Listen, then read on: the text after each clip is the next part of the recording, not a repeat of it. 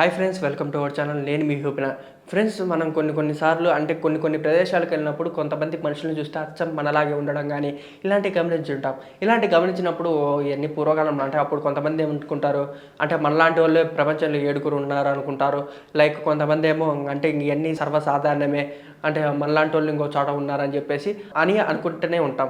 కానీ ఇంట్లోనే ఒక్కొక్కసారి మనమంతా డిఎన్ఏ అంటే మన తమ్ముడు కానీ, మన అన్న కానీ, మన చెల్లెలు కానీ ఎవరన్నా కానీ మన పోలికలు అంటే దగ్గర పోలికలు ఉంటే వీళ్ళందరి డిఎన్ఏ అంతా ఒకటే అని అనుకుంటాం. కానీ అసలు ఈ డిఎన్ఏ అంటే ఏంది, దీని గురించి ఇప్పుడు మనం తెలుసుకుందాం. అంతకన్నా ముందు మన వీడియోని లైక్, షేర్, సబ్స్క్రైబ్ చేసి పక్కనున్న బెల్ ఐకాన్ని క్లిక్ చేయండి. అసలు ఈ డిఎన్ఏ ఫస్ట్ ఎక్కడి నుంచి వస్తుందంటే ఎంతమందితో కలుస్తుందంటే ఇప్పుడు ఇదే డిఎన్ఏ అంటే మన మానవుడి డిఎన్ఏ చింపాంజీ డిఎన్ఏ 95% కలుస్తుందంట. అంటే ఈవెన్ అంటే 5% తేడా, మిగతాదంతా సేమ్ టు సేమ్. అదిగాక ఏంటంటే ఇంక అప్పట్లో మనం చదువుకొని ఉంటాం కదా చిన్నప్పుడు, అంటే చింపాంజీల నుంచి మనుషులు అంటే కోతుల నుంచి మనుషులు వచ్చారు, లైక్ చింపాంజీల నుంచి మనుషులు వచ్చారు అంటే అట్లా 95% అంటే ఇంకా అంటే ఆల్మోస్ట్ దగ్గర అనమాట. అప్పట్లోనే ఇంకా మానవుడికి ఇంకంత సర్వసాధారణంగా డిఎన్ఏ అనేది వస్తుంది. ఈ డిఎన్ఏ అనేది ఎక్కడ ఉంటుంది మన బాడీలో అంటే మన బాడీలో ప్రతి ఒక్క పార్ట్లో డిఎన్ఏ ఉంటుంది. అదిగాక ఈ డిఎన్ఏ ఒక్కసారి కనుక మనం చుట్టేసినామంటే అంటే మన డిఎన్ఏ కొలత వేయాలంటే మన జీవితాంతం పడుతుంది. ఎలా అంటే ఒక సూర్యుడి చుట్టూ లేకపోతే ఒక భూమి చుట్టూ 1000 రౌండ్లు వేసినా కూడా మన డిఎన్ఏ అనేది కనిపెట్టుకోలేమంట. అంటే అంత పొడవు ఉంటుందంట మన డిఎన్ఏ. ఈ డిఎన్ఏ అనేది ఒక్కోసారి ఎలా ఉంటుందంటే సపోజ్ ఈ డిఎన్ఏ కారణంగా ఒక్కోసారి మనకు రోగాలు కూడా వచ్చే అవకాశం ఉంది. ఎలా అంటే ఇప్పుడు డిఎన్ఏలో మనకు కొన్ని పార్ట్స్ నిచ్చెన లాంటి పార్ట్స్ ఉంటాయి కదా, అంటే మీరు చూసి ఉంటారు ఇట్లా రౌండ్ తిరిగినప్పుడు ఇప్పుడు నిచ్చెన టైపు పార్ట్స్ ఉంటాయి. ఆ పార్ట్స్ కారణంగా ఏంటంటే డిఎన్ఏ ఎక్కడైనా కట్ అయిందంటే ఆ కట్ అయిన చోట కొంతమందికి క్యాన్సర్ వచ్చే అవకాశాలు కూడా ఉంటాయి. కొంతమందికి అయితే అవలీలుగా రికవర్ అయిపోద్ది, వాళ్ళకంటూ సపరేట్ అంటే వాళ్ళకంటూ ఎక్కువ మెడికల్ ఇష్యూస్ కూడా ఏం లేకుండా సింపుల్గా సెట్ అయ్యిద్ది. కొంతమందికి మాత్రం ఎక్కువగా క్యాన్సర్ ఇష్యూస్ కానీ ఇలాంటివి రావడం అయితే సర్వసాధారణంగా జరుగుతుంటాయి. కొంతమంది ఇట్లా మరణించే అవకాశం కూడా ఉంటుంది.